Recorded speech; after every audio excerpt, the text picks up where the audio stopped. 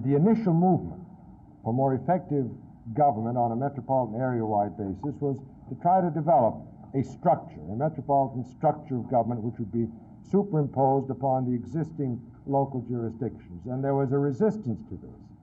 There have been some examples of excellent results, a handful of them, however. And so we decided that rather than to try to pursue that course, that what we try to do is to stimulate the development of region-wide communication and planning, especially by elected officials of local governments. We felt that if we could start an evolutionary process by this means, that out of it would develop region-wide institutions. In some instances, if that was the will of the local electorates, this might result in a formal structure of government, a metropolitan area-wide mayor and city council and so on.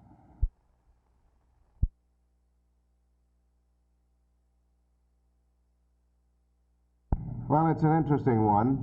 There are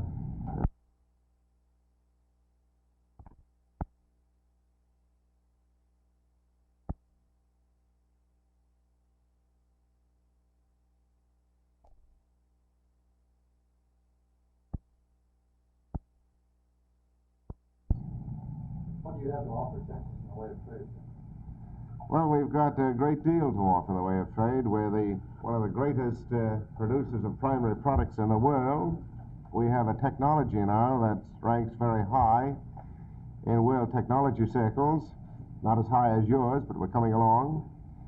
We have a great many subsidiary plants in Canada of companies in the United States, and we're trying to encourage the kind of integration of these operations that will enable the Canadian branch plants to supply the kind of goods provided by the whole company to the full North American market.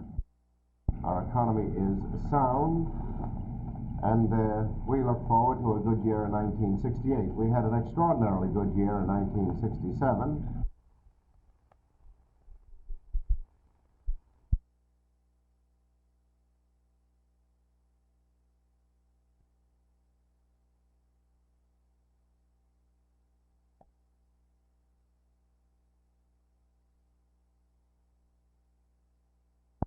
The federal government collects billions each year in taxes. We are proposing that the federal government should be an equal partner with local and state governments in financing education. Where do you propose Congress is going to get this money in light of the current national financial situation and the President's State of the Union message? $6 billion is a lot of money. The NEA program, in our opinion, is an indication of the need for the federal government to participate in financing education. And obviously, this will be a decision that Congress will have to make itself, where the money will come from. Would you say that this program is somewhat idealistic?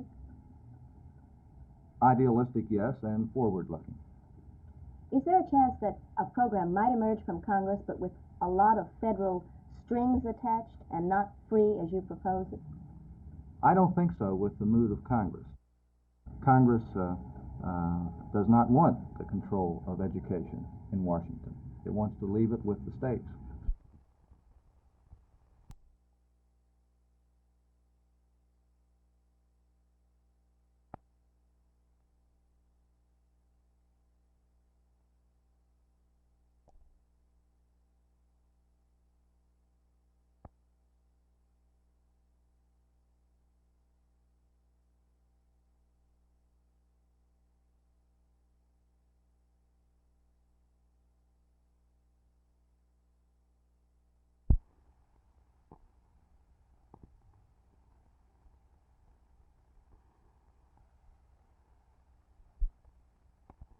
I think that inherent in our system of checks and balances in this state is the system where if there's a problem in an executive branch, that the legislature should investigate it. If the problem's in the legislative branch, then the executive should investigate it. And I think the public would have a lot more confidence in this whole thing if it were some other agency of government which were conducting the investigation.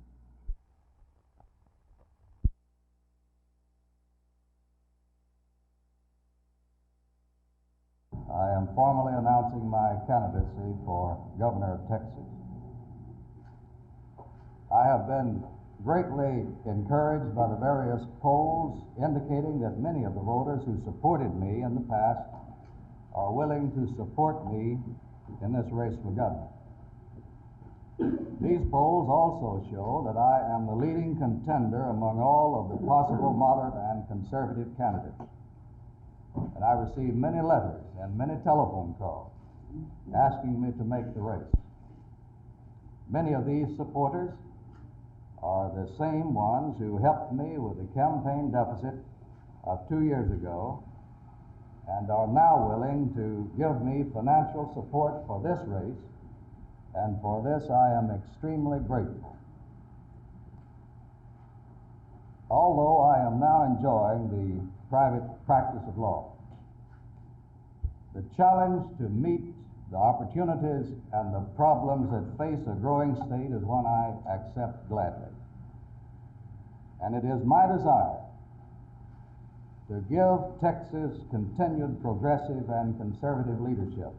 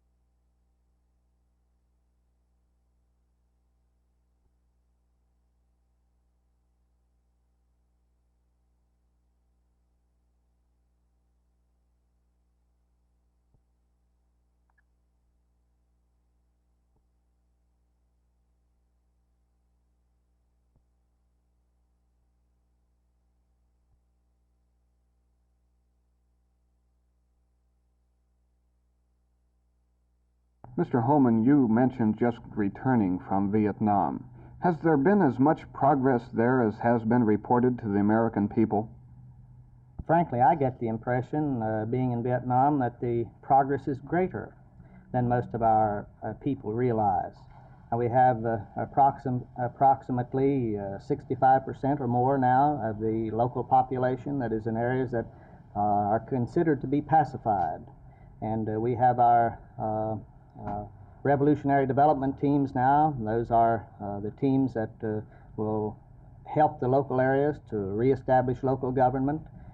They are becoming more numerous, they're becoming more effective, and they're working in more areas. And as a result of this, we're going to establish more local leadership. And I think basically the basic reasons that we are in Vietnam are progressing much faster than what we realize. Do you foresee a stepped-up escalation of Viet Cong terrorism in South Vietnam? Yes, sir. I got the impression after talking to many of the field commanders in practically every area of combat in Vietnam that there will be a decided increase in activity in 1968. And I got that impression based on three main reasons. First is that the Viet Cong hope to capitalize on the peace movement in our country in this presidential election.